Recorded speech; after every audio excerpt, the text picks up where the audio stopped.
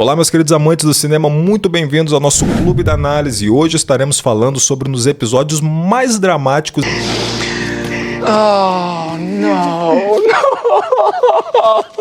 e emblemáticos do mundo de The Walking Dead. Eu já queria começar o vídeo fazendo uma pergunta para vocês. Se você e seus companheiros estivessem no mundo pós-apocalíptico, de apocalipse zumbi, o que vocês fariam para poder sobreviver? Eu tô fazendo essa pergunta porque eu sei que os métodos de Negan não são os mais adequados para serem implantados, só que a gente não está falando do mundo de hoje. Nós estamos falando de um mundo onde uma nova ordem mundial impera, aonde uma ordem que é o cada um por si e aonde os fortes sobrevivem. Hoje eu sou um tipo de pessoa que tenta entender o porquê antes de julgar o meu próximo, porque tudo nessa vida tem um porquê, e ter a sensibilidade de tentar compreender o porquê as pessoas fazem o que fazem, eu acredito que é o que nos torna ser humanos diferentes e até mesmo melhores. Eu não estou aqui justificando o erro das pessoas, eu apenas estou perguntando e se? E se fosse você? E se fosse você no lugar de Negan, você faria melhor ou pior? E é claro que é uma pergunta retórica, porque não tem como a gente responder assim na impulsividade. Sim, não. Isso só aconteceria a gente vivendo a situação, estando ali no momento. Ali a gente vê quem é quem. Quer ver um exemplo? É a mesma coisa. Você tem uma mulher e você fala assim pra ela: eu me lançaria na frente de uma bala por você. Só que eu falo pra você uma coisa: você só provaria esse seu valor que você está dizendo, esse valor moral, se realmente você estivesse na situação e acontecesse de você ter que escolher entre a sua vida e a vida dela. Aí sim a gente ia ver. Você ia mesmo se lançar na frente da bala pela sua mulher? Aqui na cena dos episódios, o último dia da Terra, que seria o 16º episódio da 6ª temporada, ou seja, o último episódio da 6ª temporada. E também o episódio Chegará o Dia em que Você Não Agradecerá, que seria o primeiro episódio da 7ª temporada. Ou seja, o último da 6ª e o primeiro da 7ª.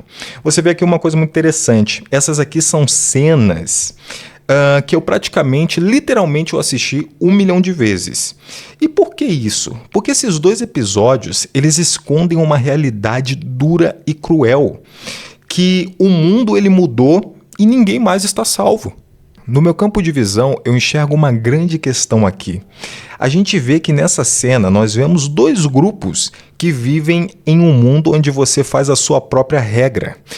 E cada um desses grupos, eles têm a sua própria filosofia de sobrevivência. Ou seja, aqui cada um deles usa os seus métodos pessoais para sobreviver. Alexandria quer fazer uma comunidade. Já os salvadores querem fazer um império. Alexandria quer fazer aliados. Já os salvadores querem fazer escravos. Alexandria acredita em igualdade. Já os salvadores acreditam em regime militar.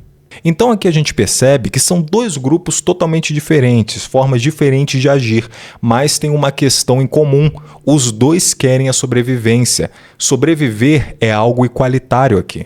Mas para chegar nesse denominador comum, cada um usa métodos específicos. E daí entram os métodos de Negan.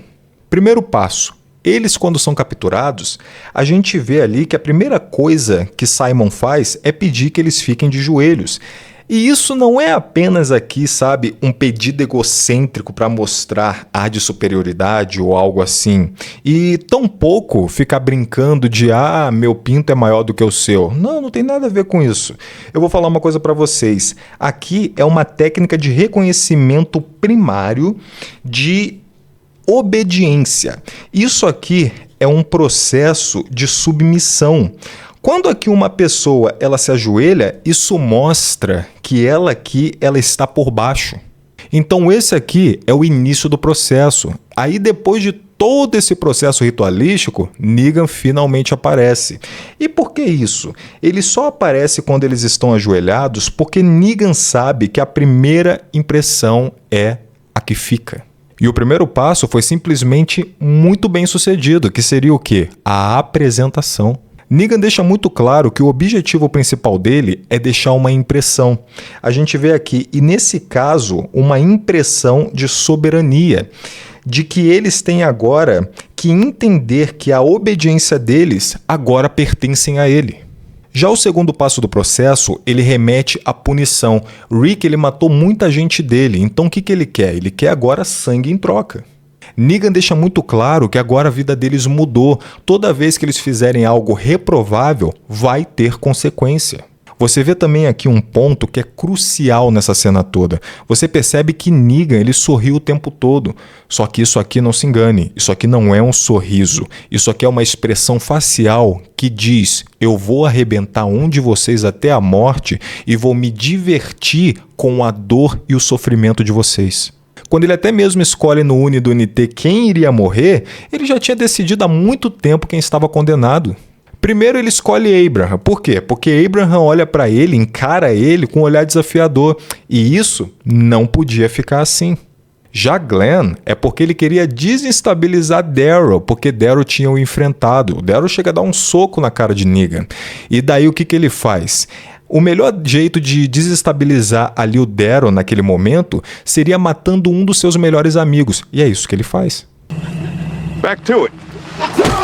E com isso, ele completa a terceira etapa do seu plano, que era mostrar para o Rick, que era o líder ali do grupo, que ele não estava ali para brincar.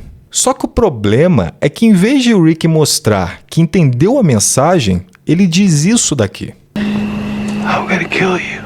Not today. Not tomorrow. But I'm gonna kill you. Então Negan percebe uma coisa, que com esse cara a mensagem vai ter que ser mais direta. Então Negan ali ele tem a ideia de levar o Rick para um rápido passeio. Então ele faz o quê? Ele joga o machado de Rick no meio dos zumbis e faz com que ele vá lá e pegue o próprio machado e entregue nas mãos dele. E para que isso?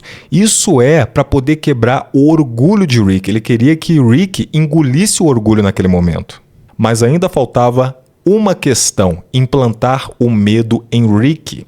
E eu falo uma coisa pra vocês: quando o Negan ele descobre que Carl era o filho de Rick, as coisas elas ficam muito mais fáceis pra ele. E daí o que Negan faz? Negan manda Rick cortar o braço do próprio filho. E quando o Rick ele está ali prestes a cortar, Negan ele interrompe e ele diz a seguinte frase: That is the look I wanted to see. E agora sim ele conseguiu tudo o que ele queria: medo, obediência e submissão. Eu gosto muito dessa cena porque ela remete a uma realidade de um mundo se tivesse uma nova ordem mundial, até mesmo igual a de The Walking Dead. O que aconteceria? O que de repente você faria para poder sobreviver? E eu acredito que essa é uma boa questão, porque é muito fácil nós falarmos de valores morais e julgarmos até mesmo os outros, sendo que nós vivemos em uma sociedade. Não é perfeita, mas é funcional. Mas a questão é, e se a gente estivesse em um mundo quebrado, comente Double D. Meus queridos amantes do cinema, muito obrigado pela atenção de vocês. Estamos aqui terminando mais um Clube da Análise e até a próxima.